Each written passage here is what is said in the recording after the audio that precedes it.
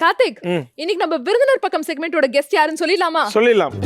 மர்மர் திரைப்படத்தின் இயக்குனர் ஹேம்நாத் நாராயணன் அவர்களே இன்றைய நம் விருந்தினர். வணக்கம் சார். வணக்கம். எப்படி இருக்கீங்க? சூப்பரா இருக்கும். நீங்க எப்படி இருக்கீங்க? சூப்பரா இருக்கும். So as director of Murmur, so படம் ரிலீஸ் ஆகி நல்ல ரிசப்ஷன் வந்துட்டு இருக்கு.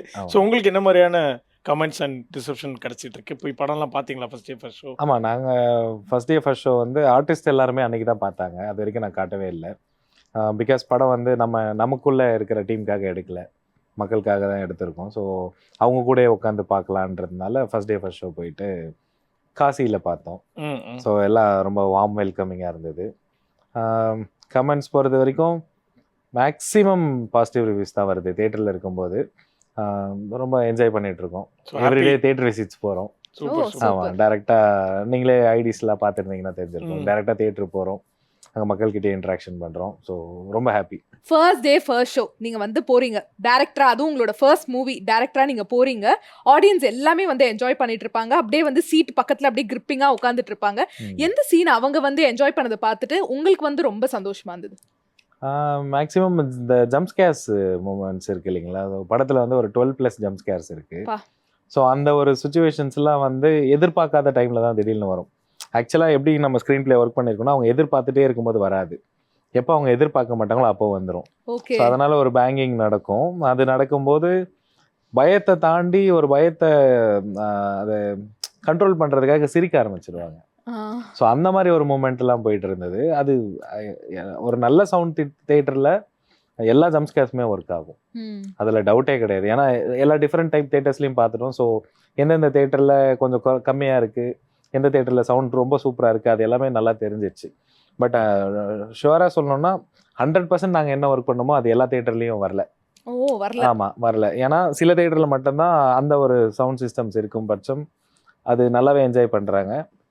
அது வெரி ஹாப்பி தான். ஸோ உங்களுடைய முதல் படம் இது. ஸோ எல்லாருமே வந்து ஒரு கம்ஃபர்டபுளாக அவங்களுக்கு இருக்கிற ஒரு ஜானர் ஃபிக்ஸ் பண்ணிட்டு, மேபி ஹாரர்னா இன்னும் சேஃபு, அதில் நிறைய கமர்ஷியல் எலிமெண்ட் சேர்த்து விட்டா கன்ஃபார்ம் இட்டுப்பா அப்படின்ற மாதிரி ஒரு பேட்டர்ன் எடுப்பாங்க. நீங்கள் எல்லாத்தையும் பிரேக் பண்ணி கம்ஃபர்ட் ஜோன் விட்டு வெளியில் வந்து ஏன் இப்படி ஒரு ரிஸ்க் அண்ட் இப்படி ஒரு சேலஞ்ச் எடுத்துக்கிட்டீங்க? வாழ்க்கையே ரிஸ்காக தானேங்க இருக்குது. எல்லாம் இன்னைக்கு அதான் ஒரு கீழே இருந்து வரோம்னா அது வாழ்க்கையே ரிஸ்க் தானே. இப்போ இருக்கிற அப்பியரன்ஸ் இதெல்லாம் வந்து முன்னாடி இருந்ததுன்னா கண்டிப்பாக கிடையாது தான். இப்போ ஒரு வெற்றி வரும்போது இதுதான் வாழ்க்கையாயிருச்சு. ரிஸ்க் இல்லாமல் எதுவுமே கிடைக்காது இல்லைங்களா.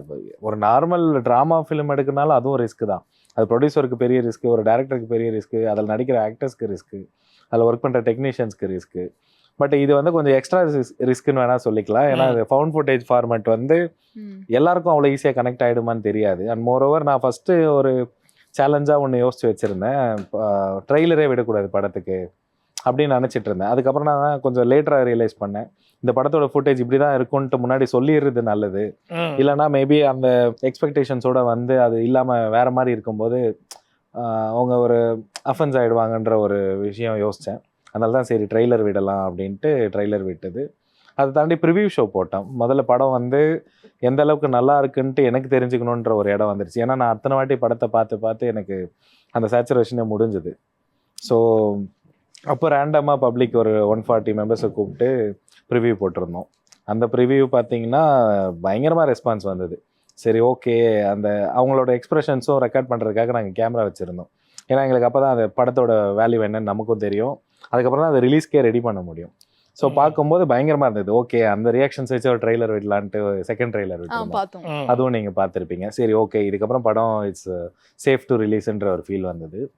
ரிலீஸ் பண்ணிட்டோம். Okay, super. அது ஆக்சுவலாக என்ன கான்செப்ட்? அது ஃபவுண்ட் ஃபுட்டேஜ் அப்படின்னு சொல்லிட்டு நிஜமாலே கிடைச்ச ஃபுட்டேஜ் வந்து பேஸ் பண்ணி எடுத்த கதையா இல்லை ஃபவுண்ட் ஃபுட்டேஜ்னா என்னது? ஃபவுண்ட் ஃபுட்டேஜ்ன்றது வந்து அது வந்து ஒரு தீம் தான். கிடைச்ச மாதிரியான ஒரு படம்ன்ற மாதிரி உங்களுக்கு ஒரு பிலீஃப் கொடுத்து இந்த மாதிரி கொண்டு போகிறது தான். நீங்கள் already Blair Witch Project, paranormal activity, rec அந்த மாதிரியான படங்கள் இருக்குது ஹாலிவுட்டில், டாக்குமெண்ட்ரி. ஆமாம், டாக்குமெண்ட்ரி டைப் தான். பட் இதில் மியூசிக்லாம் போட முடியாது. ஏன்னா ரியல் இன்சிடென்ட்டு ரியலாக கவர் பண்ணுறாங்கன்னும் போது அன்டில் அவங்களே மியூசிக் ப்ளே பண்ணாமல் அவங்களே பாடாமல் எதுவுமே பண்ண முடியாது. இல்லைனா அவங்க அட்லீஸ்ட் ஒரு மொபைல்லேயாச்சும் பாட்டு போடணும். அப்படி இருந்தால் மட்டும்தான் இதில் மியூசிக் வைக்க முடியும். மற்றபடி இப்போ நமக்கு இங்கே இருக்கிற ஆம்பியன்ஸ் பார்த்தீங்கன்னா இவ்வளோ தான் இருக்கும். பட் நீங்கள் எடிட்டில் ப்ரோமோ போட்டிங்கன்னா மியூசிக்கோட போடுவீங்க. ஸோ அது வந்து சினிமேட்டிக் எக்ஸ்பீரியன்ஸ். ஸோ இந்த ஃபவுண்ட் ஃபுட்டேஜ் ஹாரர் மெயினாக வந்து என்ன சொல்கிறது, இதோ ஆக்டர்ஸே ஹேண்டில் பண்ணுற கேமராஸ் மாதிரி தான் இருக்கும். ஓகே. ஆமாம். ஸோ Vlog உங்களுக்கு எடுக்கிற மாதிரி. பார்க்குறதுக்கு ஆமாம். ஸோ ஒரு vlog தான் அது, ஆக்சுவலாக vlog தான்.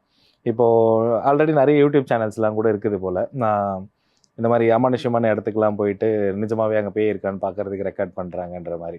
ஸோ அந்த மாதிரி டைப்பில் தான் இந்த படமே. இவங்க வந்து ஆக்சுவலாக அந்த 7 சப்தகன்னிகளை தேடி ஜவாது மலை காட்டுக்குள்ளே போகிறாங்க. அங்கே சப்தகன்னிகள் இருக்குதா இல்லையான்ட்டு ரெக்கார்ட் பண்ணுறாங்க. ஆனால் இவங்க உள்ளே போனவங்க காணாமல் போயிடுறாங்க. அவங்கள தேடி ஒரு தனிப்படை வருது. அவங்கக்கிட்ட நிறைய கேமராஸ் கிடைக்குது. அந்த கேமராஸில் இருக்கிற ஃபுட்டேஜ் தான் இந்த படம்ன்றது தான் படமே ஸ்டார்ட் பண்ணுறோம். ஸோ வந்து ஒரு சினிமாட்டிக் எக்ஸ்பீரியன்ஸ், அந்த விஷுவல் கிராண்ட்னஸ்ஸு, அதுக்கப்புறம் என்ன சொல்கிறது, ஒரு பக்கா ஃப்ரேம் சென்ஸு அதெல்லாம் இருக்குன்னு யாருமே எதிர்பார்க்கவும் வேணாம். ஒரு லைவாக ஒரு நம்மளே இப்போ ஹேண்டில் பண்ணிகிட்டு இருக்கோம், நீங்கள் பேசுகிறத ரெக்கார்ட் பண்ணுறோன்னா எந்த மாதிரியான ஷேக்கு எல்லாமே இருக்குமோ அப்படி தான் இருக்கும் படம். So it will give you live experience. Okay. So நீங்கள் இந்த அளவுக்கு வந்து ஒரு அவுட் ஆஃப் த ஜோன் வந்து ஒரு கம்ஃபர்ட்டை விட்டுட்டு ஃப்ரேமிங்லாம் பண்ணிட்டீங்க. பட் வந்து ஒரு ஹாரர் படத்துக்கு பயங்கர முக்கியமான விஷயம் அந்த மியூசிக். ஸோ அது இல்லாமல் ஓகே நம்ம இன்னும் கொஞ்சம் பிளைனாகவே போகலாம், ரியலாகவே போகலான்ற ஒரு டெசிஷன் எங்கே எடுத்தீங்க? அந்த டெசிஷன் வந்து இப்போ நமக்கு ரியல் லைஃப்பில் நம்ம எதையாவது ஒரு சத்தம் கேட்டு பயப்படுறோன்னா அது மியூசிக்கோட நம்ம கேட்கறது இல்லை. இப்போ திடீர்னு டோர் அடிக்குதுன்னா டோருக்கு முன்னாடி ஒரு ரைசர் சவுண்டு வந்து ஒரு மியூசிக் வந்து டம்முன்னு அடிக்கிறது இல்லை. ஆனால் நம்ம பயந்துட்டு தான் இருக்கோம். ஸோ அந்த மாதிரியான எக்ஸ்பீரியன்ஸ் வச்சு தான் இது ரியலாகவும் அப்படியே பயன்படுத்த முடியும்னு எனக்கு ஒரு நம்பிக்கை இருந்தது. அண்ட் மோரோவர் அந்த ஜேர்னருக்கும் மியூசிக் ஒட்டாது, அது பண்ணவும் கூடாது. அந்த ஜேர்னருக்கு வந்து அது அக்செப்டன்ஸ் கண்டிப்பாக கிடையவே கிடையாது. ஏன்னா ஃபவுண்ட் ஃபுட்டேஜ்னால் அது இப்படி தான் இருக்கணும், ராவா. அண்ட் மோரோவர் நாங்கள் கம்ப்யூட்டரைஸ்டு வாய்ஸ் கூட எதுவுமே யூஸ் பண்ணல. நீங்கள் தான் படம் பார்த்தீங்கன்னா ஒரு சின்ன ரைசர் கூட இருக்காது. அது ஆக்சுவலாக காட்டில் என்னெல்லாம் சவுண்டு வச்சு க்ரியேட்டிவாக பண்ண முடியுமோ, அதை பயன்படுத்த முடியுமோ அதெல்லாம் மட்டும்தான் பண்ணியிருக்கோம். அது ஒர்க் ஆயிடுச்சு. அதான் வித்தவுட் விஷன் எதுவுமே பண்ண முடியாது. அது விஷுவலாக ரைட்டிங்லேயே அது ஒர்க் ஆகுமான்ட்டு ஒரு டெஸ்ட் பண்ணிட்டு தான் இறங்கணும். அண்ட் மோரோவர் மியூசிக் போட்டும் நாங்கள் இந்த படத்தை ஒர்க் பண்ணி பார்த்தாச்சு. மியூசிக் எல்லாமே ஒர்க் பண்ணி பார்த்தாச்சு. கம்ப்யூட்டரைஸ்டு வாய்ஸஸ்லாம் வச்சு சவுண்ட்ஸ் எல்லாம் வச்சும் ஒர்க் பண்ணி பார்த்துட்டோம். அதுக்கப்புறம் கடைசியில் மறுபடியும் டிக்ஷனரி மாதிரி என்னோட ஸ்கிரிப்டை தான் போய் பார்த்தோம். அதில் நான் என்ன எழுதணும்னோ அதை திரும்ப அப்படியே பண்ணோம். அதான் லைவ் சவுண்ட்ஸ் அப்படியே கிரியேட் பண்ணது. ஸோ அது ஒர்க் ஆயிருச்சு. ஓகே. அதே மாதிரி இந்த லைவ் சவுண்ட்ஸ்லாம் எடுக்கிறதுக்காக ஏகப்பட்ட அந்த காடுகளுக்குள்ளலாம் வந்து பயணம் வந்து எடுத்திருப்பீங்கல்ல, அப்போ வந்து ஏதாவது ஒரு வித்தியாசமான அனுபவம் கிடைச்சதா? வித்தியாசமான அனுபவம் வந்து எங்களுக்கு இல்லை, அது கூட வந்து சவுண்ட் டிசைனருக்கு அவங்களுக்குலாம் தான் இருந்தது. ஏன்னா ஆமாம், ஏன்னா நாங்கள் ஆக்சுவலாக ஷூட் பண்ண காடுக்கே போனோம் ஷூட் பண்ணுறதுக்கு. அந்த உள்ளே போகிறதுக்கு முன்னாடி அந்த ஊர் மக்கள் சொல்லிட்டாங்க வந்து பௌர்ணமிங்க இன்னைக்கு பார்த்து போங்க அப்படின்னு சொல்லிட்டாங்க. அவங்களுக்கு கொஞ்சம் பயம் வந்துருச்சு. அதுக்கப்புறம் காட்டுக்குள்ளே எப்போவுமே பார்த்தீங்கன்னா எப்போவுமே நம்ம கிளைமேட்டு, நம்மளுடைய மூணு சன்னு இதெல்லாம் வச்சு தான் அனிமல்ஸோட ஈகோ சிஸ்டம், பேர்ட்ஸோட ஈகோ சிஸ்டமே இருக்கும் ஃபாரஸ்ட்டுள்ள. ஸோ இந்த மாதிரி டைம்லலாம் நிறைய இந்த வௌவால்கள், ஆந்தைகள் கத்துறது, இந்த மாதிரியான விஷயங்கள்லாம் நிறைய இருக்கும். ஸோ நம்ம ரெக்கார்ட் பண்ணும்போது அதுவே கொஞ்சம் அதிகமாக இருந்தால் டிஸ்டர்பும் ஆகும். நம்ம அந்த சபிக்கப்பட்ட காடுன்னும் போது ரொம்ப ஒரு மறுமலர்ச்சியோடு இருக்கிற ஒரு காடுன்ற மாதிரி நம்ம போர்ட்ரே பண்ண முடியாது. ரொம்ப பறவைகள் இருக்குது பயங்கரமாக. நீங்கள் எனக்கு தெரிஞ்சு வந்து கம்ஃபர்ட்டாக எதுவுமே இதில் பண்ணலாம்னு நினைக்கிறேன். எது இருந்தாலும் சவுண்ட் டிசைனால நம்ம வந்து அவுட் ஆஃப் த ஜோன் வெளில போய் தான் பண்ணணுன்ற மாதிரி பண்ணியிருக்கீங்க. ஸோ இந்த மாதிரி ஒரு தேடல் அப்போ தான் வந்து உங்களுக்கு ஒரு புது விஷயம் உங்களுக்கே சர்ப்ரைஸ் ஆகிருந்திருக்கு. நீங்கள் ஸ்கிரிப்டில் எழுதின அதே காடு நீங்கள் லைவ் லொக்கேஷன் போகும்போது இருந்துச்சான், அதே கதைகள் அங்கேயும் நடந்திருக்கான். ஸோ அதை பற்றி சொல்லுங்கள். அது ஆக்சுவலாக என்னென்னா அதான் கன்னிகளை தேடிய ஒரு பயணம்ன்ற மாதிரி தான் வச்சுருந்தோம் கதை.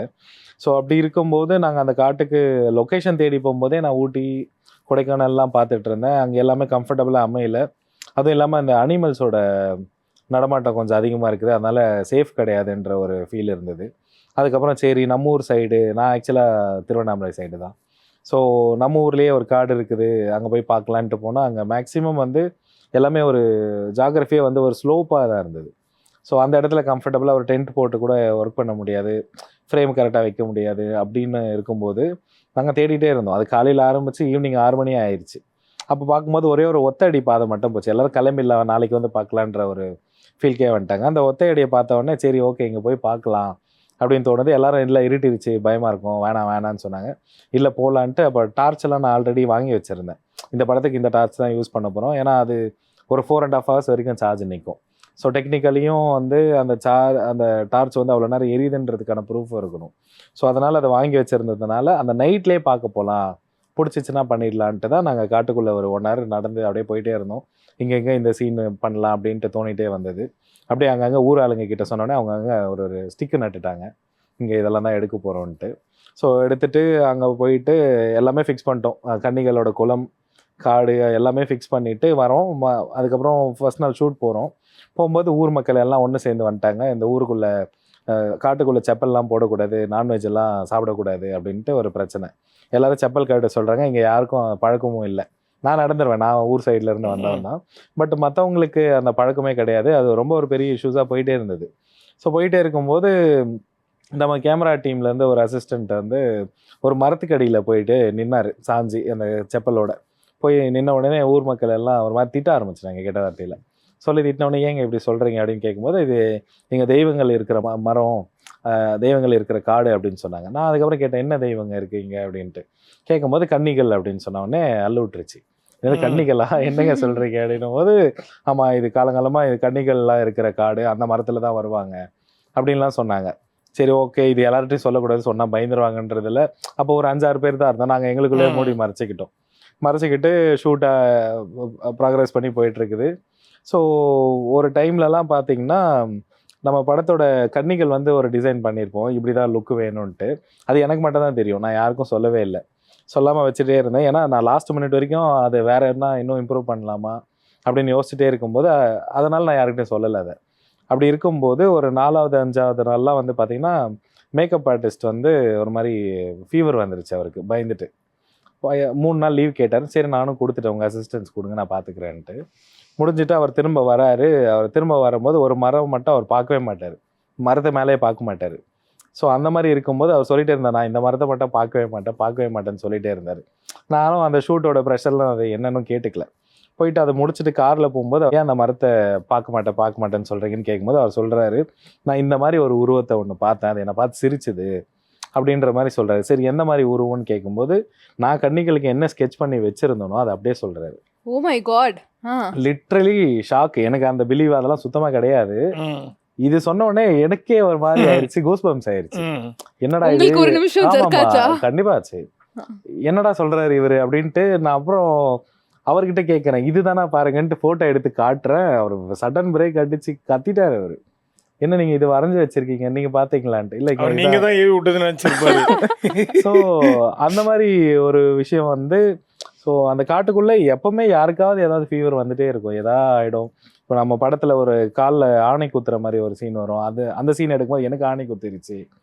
ஸோ அந்த மாதிரியான ஸ்ட்ரகிள்ஸ் எப்பவுமே இருந்துட்டே தான். இந்த ஜிபும்போ பென்சில் மாதிரி நீங்க எழுதுறதெல்லாம் ரியல் லைஃப்ல நடக்குதுன்னு நினைக்கிறேன். ஆமா, அதை தாண்டி லாஸ்ட் கிளைமேக்ஸ்ல குளம் ஒன்று வரும்.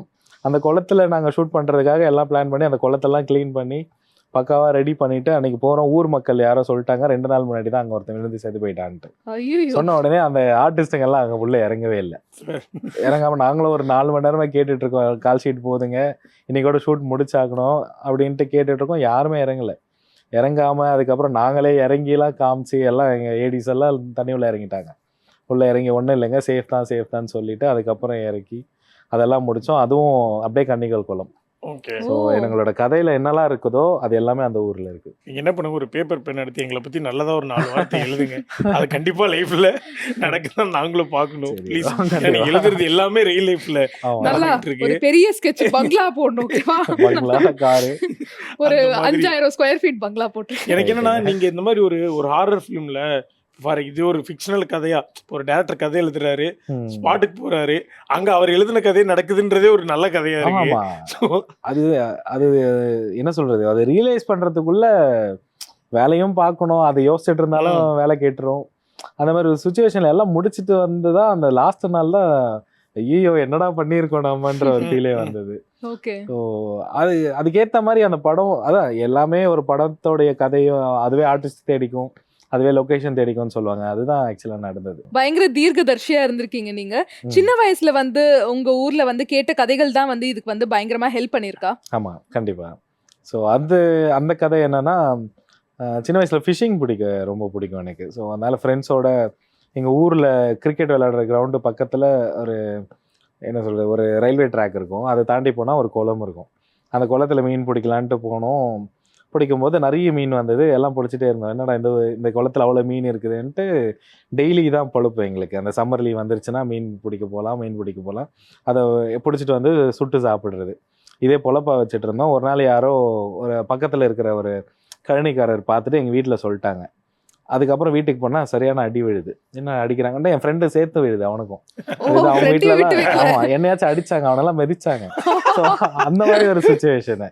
அதுக்கப்புறம் என்னன்னு கேட்டால் வந்து அது கன்னி இருக்கிற காடு, கன்னிகள் குளிக்கிற குளம், மதியான டைமில் அந்த நைட் டைம்லலாம் அங்கே போகக்கூடாது, போனால் அடிச்சு போட்டுரும் அப்படின்னு சொன்னாங்க. அது என்ன அடிச்சு போடுற சாமி தானே அது அப்படின்ற மாதிரி அந்த வயசில் புரிதல் இல்லை. அதுக்கப்புறம் பார்த்தீங்கன்னா ஹிஸ்ட்ரியாக கேட்டோம்னா ஊரில் நிறைய பேர் அந்த மாதிரி அடியும் வாங்கியிருக்காங்க. 3 வருஷம் படுத்த படுக்க, 2 வருஷம் படுத்த படுக்க, அப்புறம் கன்னிகளுக்கு பூஜைலாம் பண்ணி அதுக்கப்புறம் தான் எந்திரிச்சிருக்காங்க. அந்த மாதிரியான ஒரு விஷயம்லாம் இருக்குது. பட் அது எந்த அளவுக்கு ட்ரூத்னுலாம் எனக்கு தெரியல. மேபி அவங்களுக்கு வேற எதனா கூட இருக்கலாம். ஸோ ஐம் ஜஸ்ட் இது கேட்டதை நான் சொல்கிறேன். ஓகே. ஸோ அந்த மாதிரி இருக்கும்போது எனக்கு கொஞ்சம் அந்த கட்ஸு கொஞ்சம் அந்த வயசில் கொஞ்சம் அதிகம். அதான் இளம் கன்று பயமறியாதுன்ற மாதிரி. ஸோ அந்த குளத்துக்கு நான் ரெகுலராக போக ஆரம்பித்தேன் மீன் பிடிக்கலான்ட்டு. ஸோ போயிட்டு இருக்கும்போது அதுக்கு அடியும் வாங்கியிருக்கேன். ஒரு கட்டத்துக்கு மேலே தண்ணி வத்துச்சுன்னா அதுக்கப்புறம் அங்கே மீனுக்கும் இடம் இல்லை, தண்ணிக்கும் இடம் இல்லை. அடி உங்களுக்கும் அப்போ கிடைச்சது? நான் கன்னிகள் கிட்ட எல்லாம் அடி வாங்கினேன், வீட்டில் வாங்கினது. இல்லை பொதுவாக நம்ம வீட்டில் வந்து ஒரு விஷயம் பண்ணாதானா நம்ம கண்டிப்பாக பண்ணுவோம், போகாதன்னா கண்டிப்பாக அங்கே போவோம். அந்த மாதிரி இதை தாண்டி ஏதாவது போன இடங்கள் ஏதாவது இருக்கா? அதுதான் இந்த பிளேசஸ். அதுக்கப்புறம் இது வந்து ஊருக்கு ஊர் இந்த மாதிரி ஒரு கன்னிகள் காடு இருக்குது, ஒரு கன்னிகள் குளம் இருக்குதுங்க. எங்கள் தாத்தா ஊர்லேயுமே அது இருக்குது. அங்கே போனால் வந்து அந்த கோவில் வெளியே வந்து ஒரு ஊஞ்சல் கட்டியிருப்பாங்க. அந்த நைட் டைமில் போனால் ஊஞ்சல் ஆடிட்டே இருக்கும் அப்படின்லாம் சொல்லுவாங்க. அந்த நைட் டைம் போகலான்லாம் எனக்கு ரொம்ப ஆசை இருந்தது. பட் எங்கள் சித்தப்பா போட்டு அடித்து எடுத்து உட்கார வச்சுட்டாரு. ஓகே. எல்லாரையும் பயமூத்தி அவங்க பயத்தை எப்படி வெளிப்படுத்துன்னு தெரியாம உங்களை போட்டு அடிச்சிருக்காங்க. பல அடிகளுக்கு இருக்குது இந்த படத்துக்கு. ஓகே. இன்னைக்கு இவங்கெல்லாம் படம் பார்த்தாங்களா? வீட்டில் இருக்க அடிச்சவங்களாம் அந்த படம் பார்த்தாங்களா? பார்த்து என்ன கனெக்ட் ஆகி சொன்னாங்க? அதான் இப்படி காட்டுவ கன்னிகள்ன்றது வந்து நான் எதிர்பார்க்கவே இல்லை. எல்லாருக்குமே கூஸ் பம்ப்ஸ் வந்ததுன்னு சொன்னாங்க. மேக்ஸிமம் வந்து அது என்னோட ஐடியாவே இந்த கிளைமேக்ஸ் வரும்போது எல்லாருக்கும் கூஸ் பம்ப்ஸ் வரணும். ஏன்னா அந்த ஒரு விஷயத்துக்காக தான், பர்டிகுலர் போர்ஷனுக்காக தான் மக்கள் இவ்வளோ நேரம் வெயிட் பண்ணியிருப்பாங்க. கன்னிகள் வருமா வராதான்ட்டு. ஸோ வரும்போது அது எல்லாரும் வேற எக்ஸ்பெக்ட் பண்ணியிருப்பாங்க, இப்படி காட்ட போறாங்கன்ட்டு. சாமின்னும் போது நான் அது கொஞ்சம் வேற டோன்ல காட்டியிருக்கேன். ஓகே. ஸோ நிறைய அப்ளாஸ் கிடைச்சது. ஸோ படத்துல வந்து நீங்க காமிச்சிருப்பீங்க ரத்தம் இருந்தா தான் மங்கைகள் வரும்னு. ஸோ இதுக்கு ஆர்டிஸ்ட் எல்லாம் எப்படி ஒத்துக்க வச்சீங்க? இல்ல அவங்கள நிஜமா நம்ம ரத்தம் ஒன்றும் வர வைக்கல. ஓகே. படத்தோட கதை என்னன்னா ரத்தம் சேர்ந்தனா செத்தான் அப்படிதான். அதாவது கான்செப்ட் அந்த காட்டுக்குள்ள அந்த ரத்தம் சேர்ந்தக்கூடாது, ரத்தம் சேர்ந்தனா அவ வந்துருவா. ஏன்னா வந்து அவளை ஒரு 80 வருஷத்துக்கு முன்னாடி ஊர் மக்கள் எல்லாம் சேர்ந்து சூனியெல்லாம் பண்றான்றதுனால கட்டி வச்சு அடிச்சு ஒரு மூட்டையில போட்டு கட்டி எடுத்து போய் காட்டுல போட்டாங்க. அவன் மந்திரம் சொல்லி துடிச்சே செத்து அவன் அங்கேயே சுத்திட்டு இருக்கான்றதுதான் கான்செப்டே. ஸோ ஊர் மக்களை வந்து கன்னிகள் கிட்ட நெருங்க விடாம தடுக்கிறா. ஸோ வந்து ஊரும் அந்த காடும் சபிக்கப்பட்டிருக்கு. ஸோ இந்த மாதிரியான ஒரு கதை இருக்குதுன்னு தெரிஞ்சுதான் இவங்க கேமராவோட போறாங்க. ஸோ பொதுவாக வந்து ஃபிலிம் மேக்கிங்காக வந்து ஒரு கதை எழுதுவாங்க, ஸ்க்ரீன் பிளே வந்து ஒரு ஸ்கெலட்டன் எழுதிடுவாங்க. அதுக்கப்புறமா இங்கெல்லாம் நம்ம ஒரு ஷார்ட் டிவிஷன் பண்ணி எடுக்கணும்னு போவாங்க. பட் நீங்கள் வந்து ஒரு ஃபோன் ஃபுட்டேஜாக போயிட்டீங்க. அப்படி போகும்போது ஸ்க்ரீன் பிளேயோட டிசைன் எப்படி நீங்கள் பண்ணீங்க? சூப்பராக கேட்டீங்க. ஸோ இந்த படத்துக்கு வந்து நீங்கள் சொன்ன மாதிரியான வெர்ஷனில் ஷார்ட் டிவிஷன் பண்ண முடியாது. பட் இது எப்படி பண்ணோன்னா point of view of Rishi, point of view of Ankita அப்படின்ற மாதிரி தான் எழுதுவோம். அந்த இடத்துல ஃப்ரேமாக வந்து ஒய்டா க்ளோஸா அப்படின்ற ஒரு டிசைன் எழுதிடுவோம். ஸோ நீங்கள் எந்த கேரக்டர் கையில் எப்போ கேமரா இருக்கும், எந்த டைலாக் டைமில் இருக்கும், அந்த டைமில் இந்த ஃப்ரேம் தான் இருக்கும், இந்த ஷாட் தான் இருக்கும்ன்றது முன்னாடியே ஸ்கிரிப்டில் எழுதியாச்சு. சவுண்டுமே அப்படி தான், இந்த மாதிரியான சவுண்டு தான் வரப்போகுது, இப்போ இங்கே ஓடுற சவுண்டு தான் வரப்போகுது, இங்கே கொலுசு சவுண்டு வரப்போகுது, அந்த மற்ற சவுண்டுகள் எல்லாமே மென்ஷன் பண்ண முடியாது. ஸோ அதெல்லாம் ஸ்கிரிப்டில் எழுதி முடிச்சுட்டு தான் நம்ம ஷூட்கே போகணும். ஸோ நாங்கள் ரொம்ப கிளியராக இருந்தோம் இதுதான் பண்ண போகிறோன்ட்டு. ஓகே. அது மட்டும் தான் எடுத்தோம். சொன்னீங்களே நீங்கள் டார்ச் எடுத்துகிட்டு வந்து லொக்கேஷன் பார்க்க போனோம், அங்கே ஒரு ஸ்டிக் வந்து நம்ம வச்சுட்டு போயிட்டே இருந்தோம்ன்ற மாதிரி. இப்போ நீங்கள் அங்கே வந்து சீனா பிளான் பண்ண விஷயங்கள்லாம் வந்து பயங்கரமாக ஹெல்ப் ஆச்சா? ஆமாம், நல்லா ஹெல்ப் ஆச்சு. ஓகே. ஸோ அந்த லொக்கேஷன்ஸ்லாம் மட்டும் தான் எடுத்தோம். இப்போது சம்டைம்ஸ் என்னென்னா நைட்டில் வந்து இப்போ நம்ம இந்த லொக்கேஷன் பகலில் நமக்கு தெரியும், நைட்டில் அது மேலே தான் நடந்து சுற்றிட்டு இருப்போம். பட் ஆனால் அதுதான் தெரியாது. ஏன்னா அந்த காடு எவ்ரிடே புதுசாக இருக்கும். கரெக்டாக ஒருத்தன் மிஸ் ஆனாலும் முடிஞ்சு போச்சு. அதுக்கப்புறம் அவன் தேடி வர்றதுக்குள்ளே போதும் ஆயிரும். நானே ஒரு நாள் எல்லாரும் அனுப்பிட்டு நான் லாஸ்ட்டாக போகலான்ட்டு போனால் நான் வழி மாறி போயிட்டுருக்கேன். அப்புறம் சத்தம்லாம் அந்த பக்கம் கேட்குதே அப்படின்ட்டு அதுக்கப்புறம் அந்த பக்கம் போனேன். எப்படியும் ஸோ அந்த மாதிரி எவ்ரிடே புதுசாக இருக்கும் அந்த வழி. ஆக்சுவலாக மெயினாக இந்த கேள்வி கேட்டே ஆகணும். நீங்கள் எங்கள்கிட்ட சொல்லும் போதே எங்களுக்கு அவ்வளோ பயமாக இருக்குது, பக்பக்குன்னு இருக்குது. ஆர்டிஸ்ட்லாம் வந்து என்ன மாதிரியான ரியாக்ஷன் கொடுத்தாங்க ஃபர்ஸ்ட்டு? எப்படி ஆர்டிஸ்ட் எல்லாம் சூஸ் பண்ணீங்க? ஸோ ஆர்டிஸ்ட் வந்து ஆடிஷனில் தான் நான் சூஸ் பண்ணேன். ப்ளஸ் இந்த படத்துக்கு வந்து நிறைய பேர் சஜஸ்ட் பண்ணாங்க ஒரு எஸ்டாப்ளிஷ்ட் ஆக்டர் வச்சு யாருன்னா ஒருத்தர் வச்சு போங்கன்ட்டு. பட் இந்த கதைக்கு வந்து நம்ம ஒரு எஸ்டாப்ளிஷ்டு ஆக்டர் யாருன்னா போட்டோம்னா 5 பேருமே எஸ்டாப்ளிஷ்டாக போடணும். அப்பதான் நீங்க வந்து எல்லாருமே ஃபாலோ பண்ணுவீங்க. இல்லைன்னா இவர் ஒருத்தரை மட்டும் தான் ஃபாலோ பண்ணுவீங்க. பிகாஸ் ஆஃப் த ஃபேன் பேஸும் அவங்களோட Okay, ஆல்ரெடி ப்ரீவியஸ் stardom. எஸ்டாப்ளிஷ்மெண்ட்னால ஸ்டார்டம்னால.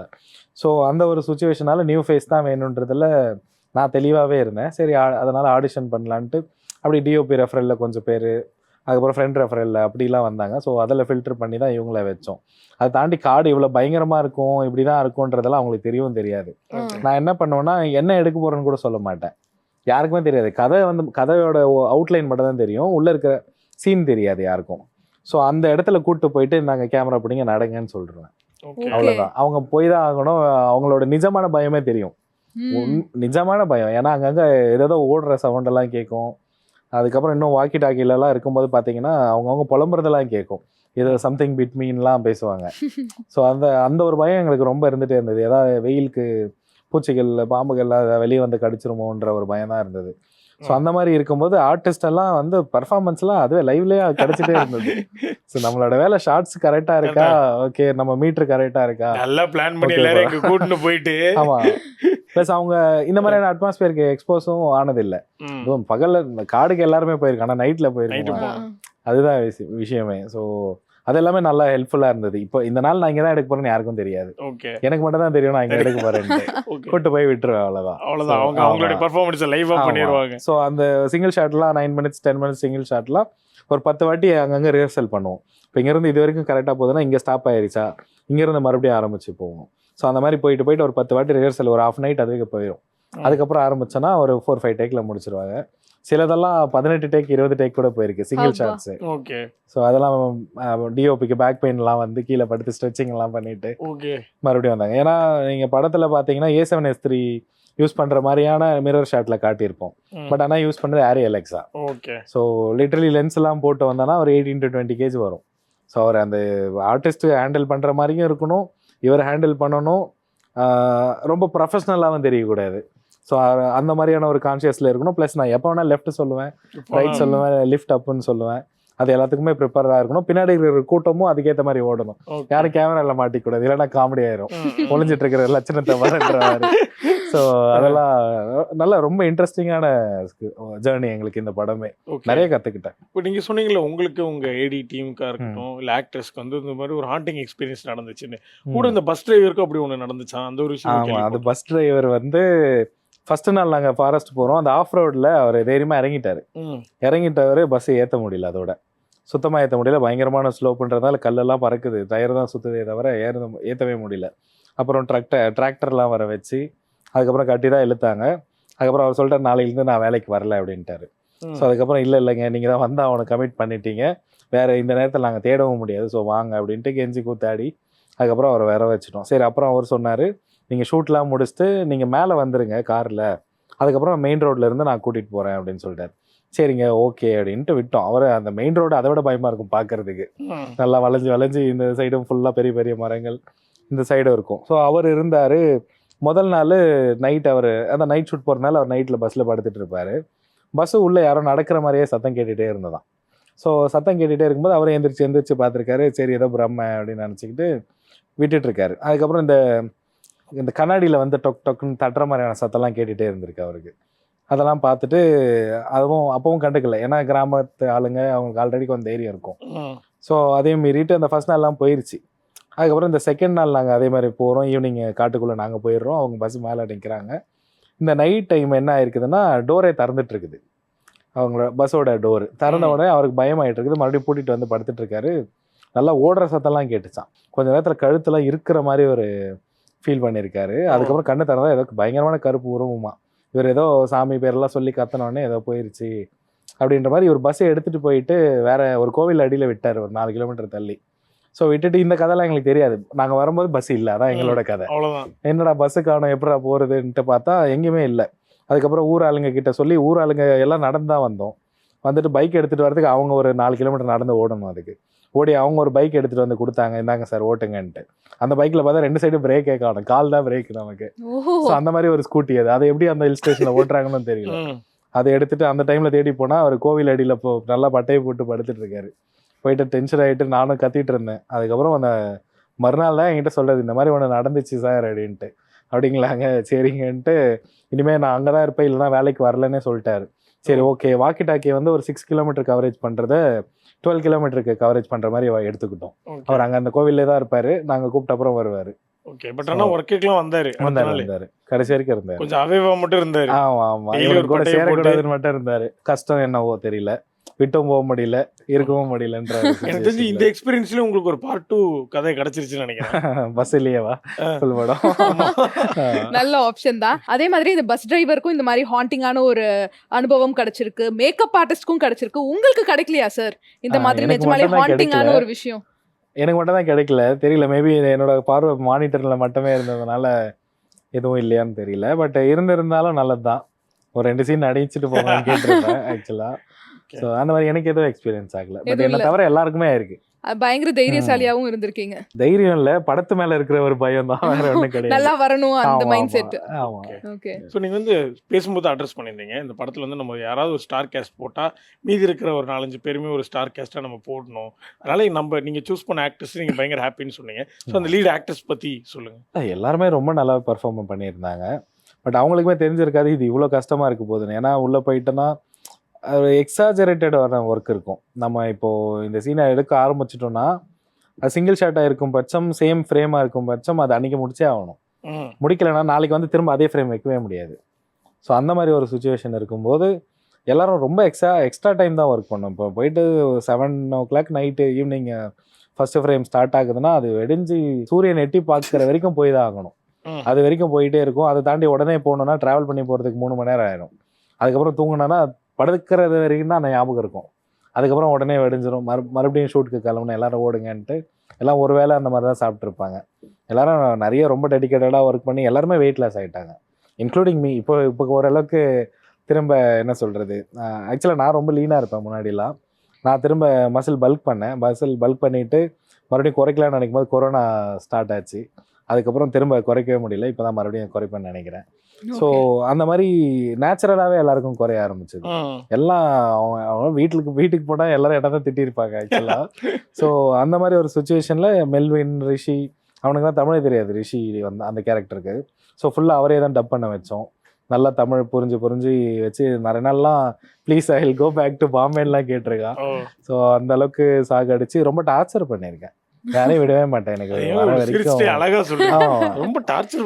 இப்போ அவங்க அதை என்ஜாய் பண்றாங்க. அதுக்கான அப்ளாஸ் கிடைக்கும் போது அவங்க என்ஜாய் பண்றாங்க. ஏன்னா அந்த மொமெண்ட் அங்கே விட்டுட்டோம்னா திரும்ப அந்த லொகேஷன்ல பர்மிஷன் கிடைக்கிறதே பெரிய விஷயம்.